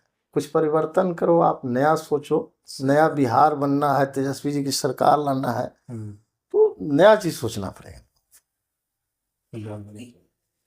और यहाँ एक और हम संदेश देना चाहेंगे सरघाटी के मतदाताओं को जी, कोई भी दल हो, अगर किसी भी दल से बाहरी लोग आता है जी, तो उससे कृपया बचने का काम करना चाहिए। बाहरी होता है, और घर का आदमी हमेशा घर का होता है। एक सवाल है प्रशांत किशोर जी का, आप घर का बाहरी का बात कर रहे हैं, तो हम उस पर आपसे पूछते हैं। प्रशांत किशोर जी इस बार जो राजनीतिक में उतरे हैं, ऐसे तो हैं बहुत पहले से, लेकिन इतना अपनी एक पार्टी बनाना है और फिर उसको इलेक्शन के लिए तैयार करना और फिर कैंडिडेट हर जगह उतारना और पूरे हर विधानसभा में अपना कैंडिडेट उतारना, क्या लगता है ये जल्दबाजी है या फिर सत्ता की भूख है या फिर उनको कोई जादू का छड़ी या फिर अलाउद्दीन का चिराग मिल गया है? हमको जहाँ तक लगता है कि जल्दबाजी है उनका। जैसे बिहार में 30 साल के दरमियान बहुत सा पार्टी को हम लोगों ने बनते देखा और बिगड़ते देखा, फिर विलय होते कहीं न कहीं देखा। सही बात है। आनंद मोहन जी का भी एक पार्टी हुआ करता था जी, और भी कई लोगों का पार्टी होता था, आज पार्टी नहीं है। तो थोड़ा मुश्किल है इनको, अभी बहुत समय लगेगा इनको बिहार में आने के लिए। अब राजनीतिक महत्वाकांक्षा लोगों में इतना बढ़ गया है कि कैंडिडेट तो हर पार्टी को मिल जा रहा है, और सबको लगता है कि थोड़ा एमएलए बने, और एक पार्टी को 10-10 कैंडिडेट मिल जा रहा है। 10-10 कैंडिडेट मिल जा रहा है। मतलब पार्टी को सोचना मुश्किल पड़ जा रहा है कि किसको रखना हो किसको छोड़ना है। अब हुआ हो गया है। पहले जो नेता हुआ करते थे, जी। बड़ा सामाजिक लोग होते थे, मुंह कान पे दाढ़ी बाल लगा रहता था, एक झोला होता था, हाँ और बिल्कुल। जहे शाम तहे बिहान हो जाता था। अब ऐसा प्रचलन हो गया हीरो टाइप का कि भाई नेताजी आ गए, महंगी गाड़ी से आ गए, ऐसे हैं वैसे हैं। तो नौजवानों को लग रहा है कि हमको नेता बन जाना है और जल्दी से बन जाना है, सेवा कुछ करे या ना करे, उपलब्धि हमारा रहे ना रहे, हम कोई दल से टिकट ले और फटाक से मिले बन जाए। क्योंकि ये सब चीज़ संभव नहीं है, बहुत मेहनत करने की ज़रूरत होता है। लोग समझेगा बुझेगा तभी ना आप आगे राजनीति में आगे आइएगा। पवन किशोर से कैसा आपका उठना बैठना है, या फिर दूरी रखते हैं उनसे? देखिए, ऐसा कुछ लगाव हमारा तो है नहीं। उनके चाचा जी जो हैं मुन्ना जी, जी। उनसे हमारा मित्रता का रिश्ता रहा है। पवन जी अब नया नया लीडर हैं, और खानदानी घर परिवार से तो हैं ही। जी। उनके दादाजी का बहुत नाम था, उनके पिताजी का बहुत नाम था, टुनटुन बाबू का। जी। तो ठीक है, प्रयास करना तो कोई बुरा बात तो है नहीं। सरघाटी में एज ए चेयरमैन रह करके इतना कुछ उपलब्धि करना, क्या आप पवन किशोर जी की इसको उपलब्धि में गिनते हैं? कि इससे पहले कौन चेयरमैन था, इसका नाम भी अगर किसी से पूछेगा तो बहुत कम लोग बता पाएंगे, लेकिन आज अगर पूछे कि सरघाटी का चेयरमैन कौन है तो सबको पता है कि पवन किशोर जी हैं। तो क्या लगता है, इन्होंने इसको सोशलाइज किया, लोगों तक पहुंचाया और अपने काम को दिखाया कि चेयरमैन का ये सब भी काम हो सकता है? चाहे सरघाटी के मैदान में लाइट लगना हो, रोड पे बहुत सारा उनका काम है जो आपको भी पता है और जनता को भी पता है। तो किस नज़र से आप देखते हैं? और पवन किशोर का फिर उस पार्टी में मतलब कि दिलचस्पी दिखाना? देखिए, नगर पंचायत नगर परिषद ये सब दूसरा चीज़, जी। और विधायकी दूसरा चीज़। बिल्कुल। सरकार का फंड जो है विधायक से कई गुना ज़्यादा होता है नगर परिषद के पास। सही बात है। और सरकार का ऐसा मॉडल एस्टिमेट है कि आपको लाइट लगाना है, जी। आपको शहर के ये वार्ड में ऐसे ऐसे विकास करना है, जी। तो ये उसके अनुसार विकास हो रहा है। ऐसा थोड़े कोई घर से लगा दे रहा है, कोई पैकेट से लगा दे रहा है, ऐसा तो नहीं देखे। ठीक है। भाई फंड है, सरकार ने दिया है, खर्च करना है तो खर्च कर रहे हैं, पैसा ही ज़्यादा है, फंड है। इसमें दो सवाल हैं आपके। एक तो ये है, या तो उनको नगर पंचायत में ही रह करके सेवा करना चाहिए, चेयरमैन ही आगे भी उनको उसी चीज़ में रहना चाहिए, या फिर ये कह रहे हैं आप कि उनको सरकार दिया तो वो लगाएं। तो इससे पहले वालों भी, इनसे पहले भी जो थे उनको भी सरकार देती थी, तो क्या वो घोटाला होता था और इनका काम दिख रहा है, पिछले वालों का काम नहीं दिखता था? या फिर पीछे भी काम होता था, पता नहीं था जनता को? इतने बड़े स्तर पर लोग नहीं किए होंगे काम, लेकिन काम तो हर समय हुआ है सरघाटी में। ठीक है। आपका सुझाव क्या रहेगा पवन किशोर जी को, कि आए विधायकी इलेक्शन में या फिर ठीक है जहाँ है? भाई अब उनका मर्जी, चाहे तो लोकसभा में चुनाव लड़ सकते हैं। उनके चाचा से दोस्ती है, मतलब एक पारिवारिक मामला है, लेकिन तो आप एक गार्जियन के को यही लगा कि परिपक्वता में थोड़ा कमी है।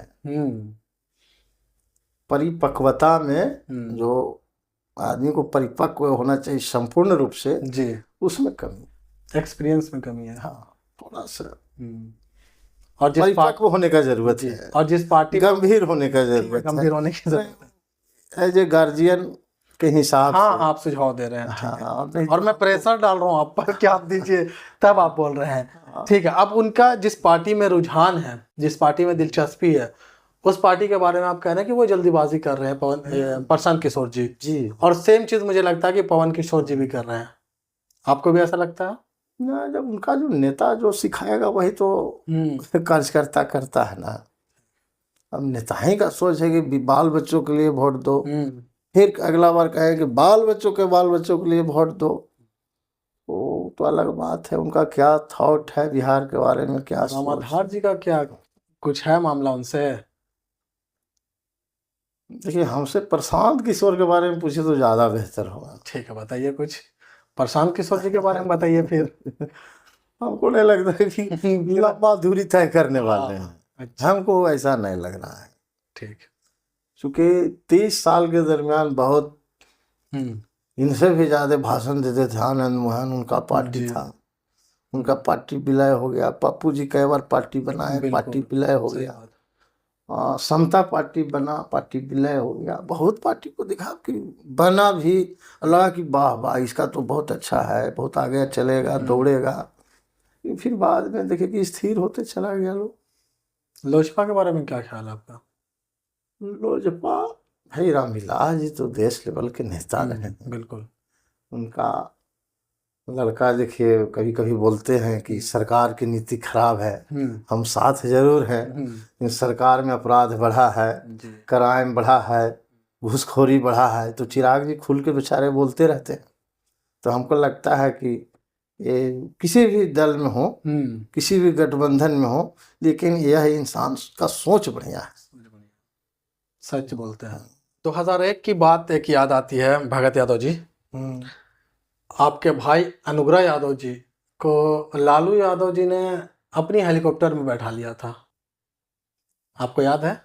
देखिए लालू जी साफ सुथरा आदमी को बहुत मानते हैं अच्छा। आज भी।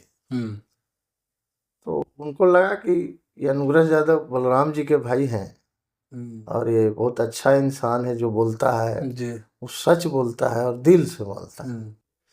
तो आज भी मानते हैं, उनको बहुत मानते हैं। तो क्या क्या था बताइए, किस तरीके से हुआ और जनता का फिर क्या उस पर विचार था? लालू जी के समय में कोई इस तरह का मीडिया नहीं था, वो स्वयं मीडिया थे जी, और पूरे बिहार के लोगों को जानते थे।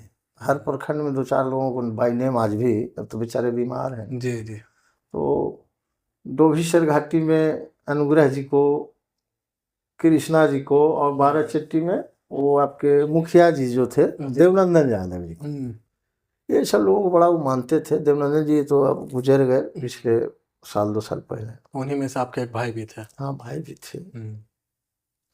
और अब तेजस्वी जी का एक नई पीढ़ी का शुरुआत हुआ है। तो उनका थॉट, उनका सोच लालू जी से भिन्न है, अलग तरीके से पार्टी को लेके चल रहे हैं।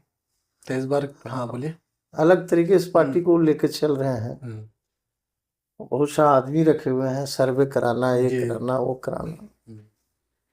और वो अपने से करते थे, सिंपल मैन के तरह एकदम। सही बात है। लोगों से मिलना जुलना था उनका, आज भी है। और इस बार क्या लगता है कि आरजेडी की सरकार पक्का आ रही है या फिर वही मतलब महागठबंधन की सरकार आ रही और उसका चेहरा होंगे तेजस्वी जी? है। जी हाँ, बिहार। तेजस्वी जी। कैसे, अंदर की खबर है या फिर लग रहा है कि इस बार कुछ अलग हुआ है? इन 5 सालों में बहुत डबल सारी इंजन के सरकार में लोग त्रस्त हो गए। जीएसटी के नाम पर, एनआरसी के नाम पर, सीए के नाम पर, जी, आपका वक्फ बोर्ड के नाम पर जो ड्रामा हुआ, फिर वोट एसआईआर के नाम पर, जी, ये तमाम चीजें, इतना तरह के बेवजह लोगों को तंग किया गया। किसान को, कितने किसान, हजारों किसान मर गए किसान आंदोलन में। देश की जनता को अब लग रहा है ये जो सरकार है हम लोग को ठग रही है और हम लोग ठगा रहे हैं। ठीक है। आपका किसी भी कार्यालय में जाइए, चपरासी से लेकर के बड़े पदाधिकारी तक सब घूसखोरी में लिप्त है। तो लोगों ने सोच लिया है कि हम लोग सरकार बदलने का काम करेंगे। और यहाँ बिहार के लोगों को तेजस्वी यादव पर बहुत भरोसा है। और तेजस्वी जी बोलते भी हैं हर भाषण में कि हमारी उम्र कच्ची जरूर है लेकिन जुबान पक्का है, वादा इरादा पक्का है। तो लोगों का भरोसा है उनके ऊपर। नीतीश जी की पॉलिसी क्या लगती है, डावाडोल है या नीतीश जी की खुद तबीयत डावाडोल है, या उनकी पॉलिसी में बहुत सुधार आया है या बहुत खराबी आई है? नीतीश जी का स्वास्थ्य ठीक नहीं है, पूर्ण रूप से स्वास्थ्य नहीं है। और उनके पास जो इर्द गिर्द के जो लोग हैं, जो रहने वाले, वो हाँ, सारे लोग, लगभग लोग बीजेपी माइंड के लोग बैठिया है उनके पास। और सरकार में भारतीय जनता पार्टी के लोगों का ज़्यादा चल रहा है। जी। नीतीश जी के माने तो इनका जितना चलना चाहिए था, जिस तरह से दबे कुचले लोगों को, पिछड़ा अति पिछड़ा लोगों को विकास होना चाहिए था, जी। वो हो नहीं रहा। हम्म, तो हम समझें कि अब बहुत हो गया ये 2025, अब बहुत हो गया नीतीश जी। अच्छा। लोगों का ये मानसिकता बन गया है कि अब सरकार बदल देना है, और उस रास्ते में बिहार के लोग चल पड़े हैं। जी। परिवर्तन लोग चाहता है, परिवर्तन करके दिखाएगा। ठीक है, बहुत अच्छा लगा आपसे ये सारी बात का जवाब लेकर के। आपकी बात बोलते हैं, आप भी तो पूरा भौकाल जमाए हुए हैं, फॉर्च्यूनर से चल रहे हैं, 2 4 को बॉडीगार्ड रखे हुए हैं। क्या लगता है इस सब भौकाल की क्या ज़रूरत है? तो सुरक्षा तो चाहिए ना, अच्छा। सुरक्षा चाहिए। लालू जी की सरकार था तो सुरक्षा हम लोगों को मिला हुआ था। अच्छा। अब सरकार में हम लोग नहीं हैं तो अपना सुरक्षा रखना पड़ता है। काहे ना मांगते हैं नीतीश जी से? वो तो कहेंगे कि हमारे पार्टी में आ जाओ, सब तरह की सिक्योरिटी दे देंगे। हम लोग कभी गए नहीं और उम्मीद करते हैं कि जाएंगे भी नहीं। हम लोग को महागठबंधन अच्छा लगता है, सेकुलर मिजाज के हम लोग हैं, उसी रास्ता पर चलने का काम करेंगे। 2014 से पहले जो यादव समाज जिस तरीके से कायडर थे लालू यादव के, एकदम मतलब जान जाए पर प्राण न जाए, मतलब वो था कि वोट देंगे तो लालू जी को ही देंगे, नहीं तो फिर नहीं देंगे। क्या 2014 के बाद यादव समाज में बदलाव आया है? देखिए, वोट की गिनती आगे पीछे हुई है लालू जी कुछ? की सरकार कब समाप्त हुआ? 2005 से। जी। और अभी कितना है? 2025। ठीक है। तो सरकार से हट के रहना, सरकार के विरोध में रहना जी। बहुत बड़ी बात हो जाता है। सही बात है। तो इतना दबाव सरकार के पदाधिकारियों के द्वारा बनाया गया जी। कि जो कमजोर दिल के आदमी थे वो बेचारे सटक गए, कहीं छुप गए, विलुप्त हो गए, या तो फिर एनडीए के साथ चले गए, या फिर शासक के साथ। इस तरह का कुछ हुआ जिससे संगठन में टूट हुआ है। जी। और नीतीश जी बड़ा चालाकी से मुस्लिम समाज को भी तोड़ने का वो काम किए, आसमानदा पसमानदा ये सब संगठन बना करके। जी। और जब वक्फ बोर्ड का बात आया, मुस्लिम की संपत्ति को बचाने की बात आया, तो नीतीश जी भाग गए और एनडीए के साथ हो गए। ये बात अफसोसजनक है जी। क्योंकि हम लोगों को कहीं ना कहीं लगता था कि लालू जी, नीतीश जी एक ही विचारधारा के हैं, सेकुलर विचारधारा के दोनों दबे कुचले समाज से ही आते हैं। तो हम लोग को लगा कि है लालू जी रहे या नीतीश जी रहे, माने हम लोग महसूस कर रहे थे कि अपने लोग हैं। लेकिन वक्फ बोर्ड का जब मामला आया तो समझ में आया कि नहीं, ये अपने लोगों में से नहीं है। इसमें बदलाव आ गया है। भाजपा के साथ रहते रहते भाजपा का रंग इन पर चढ़ चुका है। तो बड़ा दुख हुआ ये सब चीज देख करके। तो यादव समाज के लोगों से अगर मेरे पॉडकास्ट के जरिए मुखातिब होकर के कुछ बात बोलना चाहें, कोई मैसेज उन तक पहुंचाना चाहें, जो आप बता रहे हैं कि दबे कुचले या कुछ लोग शासन के साथ हो गए, यादव, खास करके यादव समाज के लोग, तो उनसे अगर 2 शब्द आप बोलेंगे तो क्या उनसे अपनी कोई मैसेज पहुंचाइएगा? यादव समाज आज के डेट में लालू यादव के साथ है, कहीं इसमें दो राय नहीं है। और जो लोग थोड़ा बहुत इधर उधर हुए हैं उनसे क्या कहना चाहिएगा? सब समय के हिसाब से लोग आ जाएंगे, आ जाएंगे। आपको भरोसा है? हाँ हाँ, बिल्कुल भरोसा है। जो नहीं आवेगा उनको हम लोग समझाएंगे कि भाई आप भटक रहे हो, गलत रास्ता पर जा रहे हो। ठीक है। वो हिंदू मुस्लिम की लड़ाई वाली पार्टी में क्यों जा रहे हो आप? आओ, आपका जगह इधर है। राम मंदिर बन के तैयार हो गया, कोई मुद्दा है वो सबके पास? कोई मुद्दा नहीं, मुद्दा विहीन हो गया लोग। भगत यादव आरएसएस विचारधारा को कैसे देखते हैं? देखिए, आरएसएस जो है ना, वो सामंती विचारधारा से प्रेरित है। और क्या है थोड़ा सामंती विचारधारा क्या है बताइए तो खुल। भेदभाव है, हिंदू मुस्लिम या छुआछूत, ऊंच नीच, ऊंच नीच, भेदभाव। मेरे खटिया पे नहीं बैठेगा, पानी नहीं यही पिएगा, मेरे घड़े से पानी नहीं पिएगा, यही चीज है। ये सब सामंतवादी में आता है। और हम लोग तो अपने आप को रिफाइन करके यादव कहते रहे हैं, तो उनके भाषा में कहिए तो हम लोग गुवार हैं, अहीर। गुआर। अहीर तो थोड़ा बढ़िया चीज हो गया, अच्छा। गुवार है। हाँ। यादव को पीछे में बात करेगा लोग, सामंती लोग, कहे साला गुवार है, ये गाड़ी से घूम रहा है, अच्छा। ये ऐसे घूम रहा है, ऐसे चल एक रहा टाइम था कि मोछ भी नहीं रखने दिया जाता, जी। मोछ रखने पर ही पाबंदी थी। आज भी बहुत जगह ऐसा देखा जाता है, दलित को, पिछड़ों को बहुत तंग किया जाता है। ना यार, वो बात नहीं है। सुधार है। अब दलित पिछड़ा अति पिछड़ा लोग जगह है। अभी इनके समाज में भी कई लीडर हो गए हैं जी जो अपना बात रखने में सक्षम है, बिल्कुल। और वो नेता लोग पद को फेरा में लोग बात नहीं रखे, लेकिन हम बड़ी बहादुर मानते हैं चिराग जी को जी कि भाई वो अपनी बात को बड़ा पुरजोर तरीके से रखते हैं। सही बात। अच्छा लगता है, ऐसा ही लीडर होना चाहिए। तो मेरा सवाल वही है, मैं सावंतवादी को थोड़ा डिफाइन कर रहा था कि क्या है। सवाल वही है कि आरएसएस को भगत यादव किस तरीके से देखते हैं, किस नज़र से देखते हैं, क्या सोच रखते हैं उस हमको विचारधारा लगता है के बारे में? कि जहाँ तक हम जिस नजरिए से देख रहे हैं, आरएसएस भी सामंती है। ठीक है। नाथूराम गोडसे भी आरएसएस थे जो महात्मा गांधी को गोली मार दिया था। जी तो वो हमारे नज़र में कभी अच्छा नहीं है। जब महात्मा गांधी को लोग नहीं छोड़ सका तो हमको आपको कैसे छोड़ देगा? बिल्कुल। तो हम आप भी देश का पहला आतंकवादी नाथूराम गोडसे को मानते हैं, आज़ाद देश का पहला आतंकवादी? बिल्कुल मानते हैं महात्मा गांधी देश का। क्योंकि राहुल गांधी की विचारधारा को आप अभी फिलहाल आपके महागठबंधन में आपकी विचारधारा और राहुल गांधी की विचारधारा सेम है, और राहुल गांधी गोडसे को, जी, नाथूराम गोडसे को आज़ाद भारत का पहला आतंकवादी मानते हैं। बिल्कुल सही बात, सही बात। तो और आरएसएस अंग्रेज के भी बहुत दलाली किया, वो आप इतिहास पढ़िएगा तो सब है उसमें। बिल्कुल। सावरकर जी जी, बहुत नाम है, दलाली किया। माफी वीर से बोला जाता है, वीर सावरकर माफी वीर। आप भी वही मानते हैं? वही मानते हैं। आज भी देखिए तो देश में आरएसएस वाला वो हिंदू मुस्लिम दंगा फसाद फैलाने में लगा हुआ है। कभी देश हित की बात नहीं करता है, कभी रोजगार की बात नहीं करता है, मुद्दा की बात नहीं करता है, वो भगवा रंग की बात करता है। जी। उससे क्या मिलना जुलना है? आज लोग चांद पे जा रहे हैं, मंगल ग्रह पे लोग जा रहा है, हम लोग हिंदू मुस्लिम में जाए? ये कहाँ का नियम है भाई? भगत यादव कितना धार्मिक है, कौन कौन भगवान को मानते हैं और कितना मानते हैं?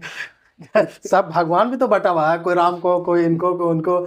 भगत यादव किस भगवान को सबसे ज्यादा मानते हैं? और वो जो होता है मेरे कुल देवता, वो क्या है भगत यादव जी का?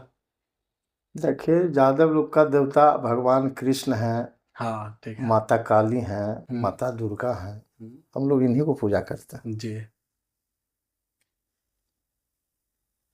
कितने धार्मिक हैं आप? सुबह उठ करके पहले पूजा करना, उसके बाद ये पूजा धार्मिक कितना है भगत यादव? ये पूजा करने से मन शांत रहता है और आत्मा को भी शांति मिलता है, आपके अंदर अच्छा भावना आएगा जी, मन आपका साफ सुथरा रहेगा, ठीक है, लोगों के प्रति पॉजिटिव सोच रखिएगा जी। ये सब लाभ मिलता है पूजा पाठ से। हिंदुस्तान में दो नारा है, एक जय श्री राम, एक जय सीताराम। दोनों को कितना अलग देखते हैं? बिहार में हम ज़्यादातर सुना है सिया राम, जय जय सिया राम या जय सीताराम, और एक है जय श्री राम। ये दोनों को कितना अलग देखते हैं? दोनों का विचारधारा अलग है, दोनों की सोच अलग है। या जय श्री राम सिर्फ उस जगह पर यूज़ होता है जहाँ पर मॉब लिंचिंग ऐसी घटना हो, मुसलमान को देख करके जय श्री राम का नारा लग जाता है, संसद भवन में लग जाता है। देखिए, और जय सीताराम और जय सिया राम हम लोग हमेशा प्यार में देखा कि मंदिर में अपना भजन बज रहा, रात रात भर बज रहा, कोई दिक्कत नहीं है। देखिए हम लोग के गांव में रहने वाले लोग हैं, तो हम लोग के गांव में साल में एक दो बार अखंड होता है जी। तो बचपन से हम लोग यही सुने, सीताराम, हाँ, सीताराम सीताराम। जी बिल्कुल। और यहाँ भारत में माता का विशेष स्थान है, तो उस दृष्टि से भी सीताराम बोलना हम लोगों के लिए बेहतर है जी। और यही सुने आए, यही हम लोग बोलते आए जी। जब से मोदी जी की सरकार बना है तो थोड़ा चेंज हो गया, डायरेक्ट से वो सब बोलता है जय श्री राम। मतलब भगवान के प्रति श्रद्धा कम, वो अपने आप को दिखाने का जो होता है वो ज्यादा होता है। वो जय श्री राम झंडा लेके तलवार लेके लोग जी बोलता है जय श्री राम जय श्री राम। क्योंकि वास्तव में जो हम लोगों का हिंदू ग्रंथ है जी उसमें सीताराम ही है और सीताराम ही बोलना चाहिए। 2014 से पहले जितनी भी धार्मिक रैली, चाहे दिवाली की, होली की, तो वो मस्जिदों के आसपास से गुजरती थी और नॉर्मल तरीके से गुजरती थी, बल्कि मुसलमान लोग उसमें ज्वाइन होते थे, मस्जिद मदरसा के बाहर खड़े होकर के देखते थे और परेशान नहीं किया जाता, एक दूसरे को परेशान नहीं किया जाता था। चाहे मुहर्रम के जुलूस में भी सारे गैर मुस्लिम आकर के एंजॉय करते थे, लाठी खेलते थे साथ में। क्या लगता है 2014 के बाद भेदभाव बढ़ा है इन सब चीज़ों में? बहुत बड़ा है। आज उत्तर प्रदेश में आप देखिए, वहीं का मैं अगर एग्जांपल दूं तो कोई भी एक त्यौहार आता है, चाहे हिंदू का या मुस्लिम का, तो मस्जिद को ढका जा रहा है, तो फिर मंदिर पर सुरक्षा बढ़ाई जा रही है। ये सब 2014 के बाद ही क्यों? हिंदू खतरे में तब आया जब प्योर हिंदू की सरकार आई, कट्टर की सरकार आई, तभी हिंदू खतरे में आ गया। कहाँ तक हिंदू खतरे में है? देखिए हम उत्तर प्रदेश से चलना चाहते हैं। ठीक है। वहाँ देखिए अतीक अहमद एक सांसद हुआ करते थे जी। एक बार का नहीं, 2-3 बार का। बिल्कुल। तो उनके साथ क्या हुआ, गोली मार दिया गया। बिल्कुल ठीक है, वो अपराधी भी हो सकते थे, हाँ सही या बात। होंगे, तो वो न्यायालय लेकिन में सांसद भी थे, सांसद रह चुके इंसान थे। उनके साथ कानून न्यायालय जो सजा देना था फांसी पर लटका देता। बिल्कुल। वो सब लोग मानते कि भाई अपराध किया इन्होंने, लेकिन वहाँ की सरकार ने जो सजा दे दिया तो इससे तो बड़ा खटकता है। जी। फिर मुख्तार अंसारी थे, जी। वो भी नेता रह चुके थे, मोदी जी के खिलाफ चुनाव लड़े थे बनारस से। एक उत्तर प्रदेश में एक बड़ा चेहरा थे जी। उनके साथ भी क्या हुआ आप देखिए लिए। ठीक है। बिहार में शाहबुद्दीन साहब के साथ क्या हुआ। कई मुद्दा है जो इस सरकार को बदलने की जरूरत है। जी। सरकार बदलनी चाहिए। लालू यादव का उम्र करीब करीब 78-80 वर्ष होने जा रहा है। जी। ये आदमी को जेल में रखना, प्रताड़ित करना, सही बात। हेमंत सोरेन को जेल भेज देना, ये सब चीज सब देश के लोग देख रहा है। आने वाला समय में जवाब देगा। और फिर कहना कि हिंदू खतरे में है। खतरा में कहाँ है खतरा में है नहीं, बनाया जाता है, हवा बनाया जाता है। हाँ, बनाया। आप हर तरीके से प्रताड़ित करते हैं मुसलमान को और कहते हैं कि हिंदू खतरे में है। जी। और सरकार भी आपकी है, मजबूत भी आप हैं, देश में सारी बड़े पदों पर आप हैं, उसके बाद भी फिर हिंदू खतरे में है। तो इससे अच्छा तो फिर कांग्रेस का ही राज था कि उस टाइम पे हिंदू भी सही थे, सुरक्षित थे, और मुसलमान भी सही। क्या बात है, कांग्रेस के तुलना भारतीय जनता पार्टी मुश्किल है करना। जो देश के लिए पंडित नेहरू जी ने दिया है, जो देश के लिए इंदिरा गांधी ने किया है, देश के लिए जो राजीव गांधी ने किया है जी, वो सब अतुलनीय चीज है। उनका तुलना आज के जमाने के नेताओं से नहीं किया जा सकता। अटल जी तक के लगा कि देश के नेता ऐसे होते हैं, उसके बाद समझ में नहीं आता। चलिए ठीक है, ये कुछ देश के प्रश्न, मतलब अभी जो करंट अफेयर चल रहा है इस पे, इस मुद्दों पे बात थी। आप पर अगर हम पर्सनल अटैक से एक सवाल पूछें तो क्या आप दो नाव में पैर नहीं रखे हुए हैं? आप आरजेडी से अपने आप को संभावित उम्मीदवार मानते हैं? आपके बारे में अफवाह है कि एमआईएम से भी आप पूरा अंदर अंदर मिले हुए हैं, और अगर यहाँ से मामला नहीं बनता आरजेडी से तो आप मीम से टिकट लेते आइएगा। इस बारे में पूरा अफवाह है, पूरा हल्ला है। देखिए, सेकुलर पार्टी से हम लोग आते हैं, ठीक है, और सेकुलर पार्टी एआईएम भी है। और उनके जो प्रदेश अध्यक्ष है अख्तरुल इमाम साहब जी, पहले आरजेडी में रह चुके हैं। आरजेडी से ही एआईएम में गए और वहाँ प्रदेश का अध्यक्ष का नेतृत्व कर रहे हैं, संभाल रहे हैं। ठीक है, वो बहुत अच्छा इंसान है जी। उनके बारे में जितना तारीफ किया जाए वह कम होगा। बिल्कुल, और बिल्कुल जेन्युइन आदमी है। हमको उनसे बड़ा अच्छा रिश्ता है जी। और एक बार का जब भी हम लोग पटना उटना जाते समय मिलता है तो उनसे जरूर मिलते हैं, मिलना जुलना होता है, हालचाल लेना होता है। और वैसा रिश्ता है तो उसको कोई लोग कुछ भी कह दे, मतलब उसको जोड़ देता है लोग कि पार्टी से टिकट की उम्मीद रखते हैं। प्रयास भी किया और हम ही लोगों ने कहा कि भाई आप महागठबंधन में आइए। और तेजस्वी जी से भी हम लोगों ने संवाद रखा। आपकी तो बात मान करके गए, तेजस्वी दरवाजा खोलो, गठबंधन जोड़ो, वो हम तो लोग आपकी बात आज मान के भी गए। चाहते हैं कि महागठबंधन का ये वो अख्तरुल साहब हिस्सा बने। तो मेरा मानना है कि महागठबंधन मजबूत होता और माननीय तेजस्वी जी को मुख्यमंत्री बनने से कोई रोक नहीं सकता जी। है। उनका सहयोग लेना अनिवार्य बनता है, लेकिन हम लोग उतने बड़े लीडर तो हैं नहीं कि जाकर के इस बात को मनवा दे कि आप ये काम कीजिए।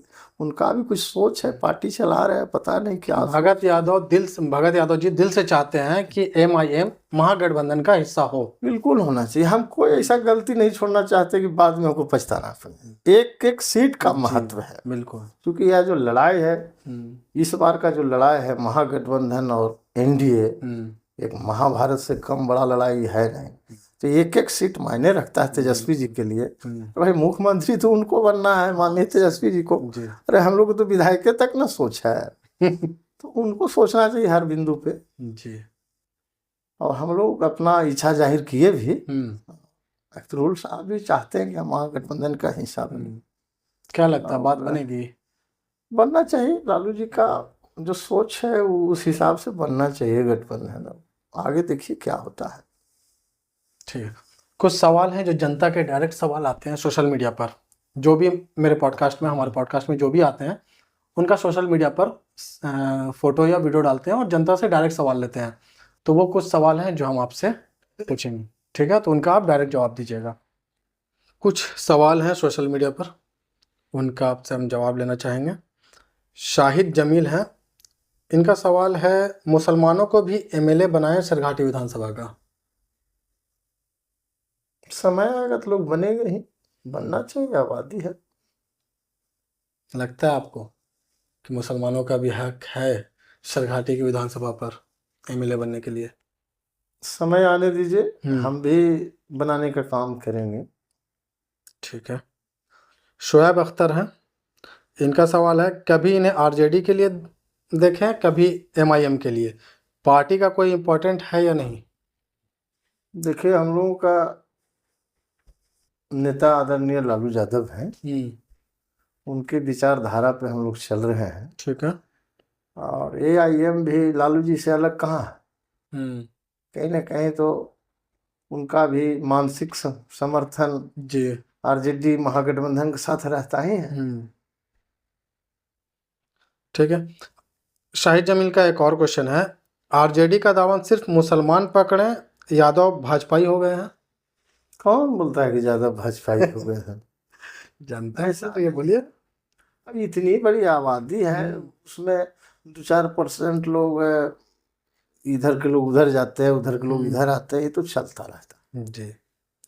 सैयद तस्लीम है, इनका सवाल है अगर इनको RJD से टिकट नहीं मिलती है तो क्या ये किसी दूसरी पार्टी से चुनाव लड़ेंगे या RJD के कैंडिडेट को सपोर्ट करेंगे?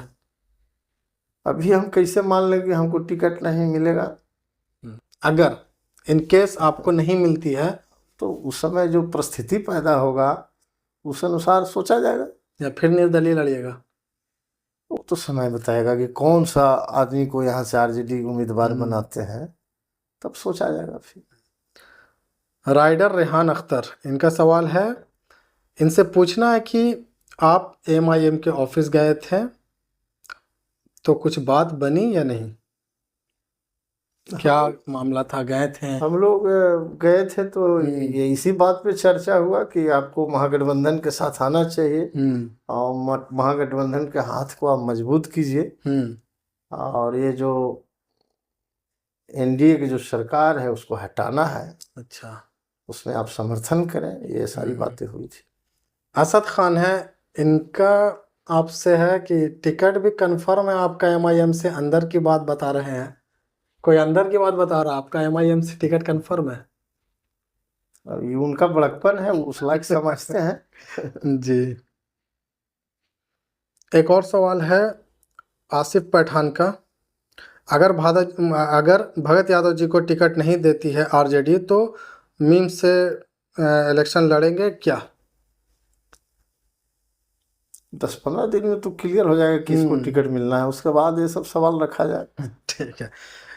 एक और यूज़र ID शेख सहन के नाम से है, मैं भगत यादव जी से पूछना चाहता हूँ कि अगर उनको आरजेडी से टिकट नहीं मिला तो वो क्या करेंगे? आरजेडी का समर्थन करते रहेंगे या फिर दूसरी पार्टी से टिकट लेना चाहेंगे? इसका जवाब 15 दिन के बाद ठीक है, सबका वही है। दिया जाएगा। ज़्यादातर आपका जो सवाल है ना यही है कि अगर आरजेडी टिकट नहीं देती है तो फिर आप क्या करेंगे?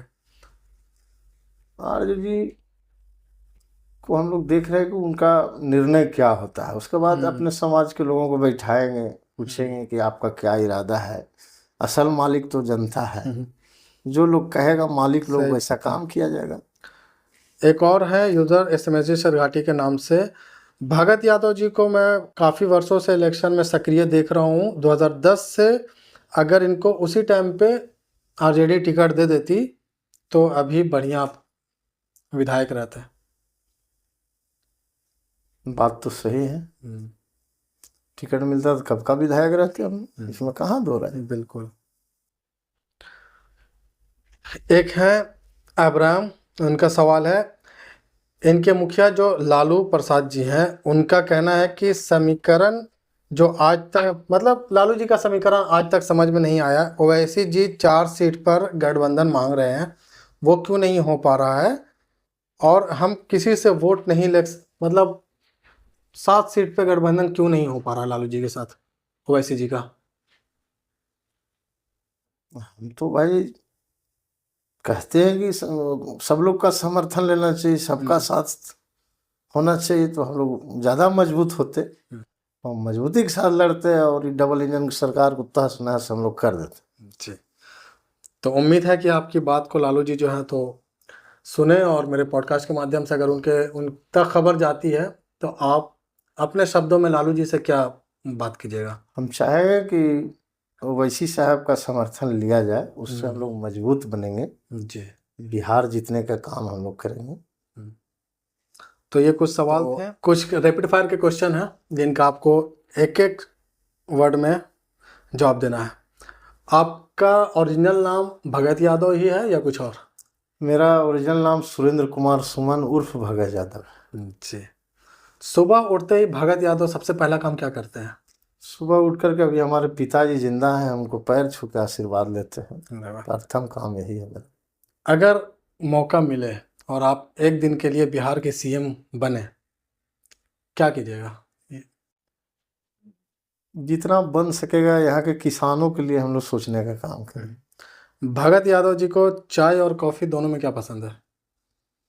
हम लोगों को तो गर्म पानी और चाय पसंद है। किताबें पढ़ने का शौक है या फिर इस सोशल मीडिया स्क्रॉल करने का? ना, हम किताब पढ़ते हैं, अखबार पढ़ते हैं। क्रिकेट और फुटबॉल में क्या पसंद है? हमको खेल कूद में विशेष इंटरेस्ट नहीं है, हम साधना में इंटरेस्ट रखते हैं। ठीक है। मोबाइल के आदी हैं कि नहीं भगत यादव? Mobile addiction? बस वो बातचीत हो जाता है उतना ही तक।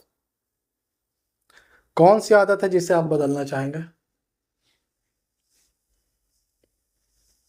जुनून है। नहीं, कौन सी आदत है जिसको आप बदलना चाहेंगे, मतलब कि गलत आदत है उसको चेंज करना चाहेंगे?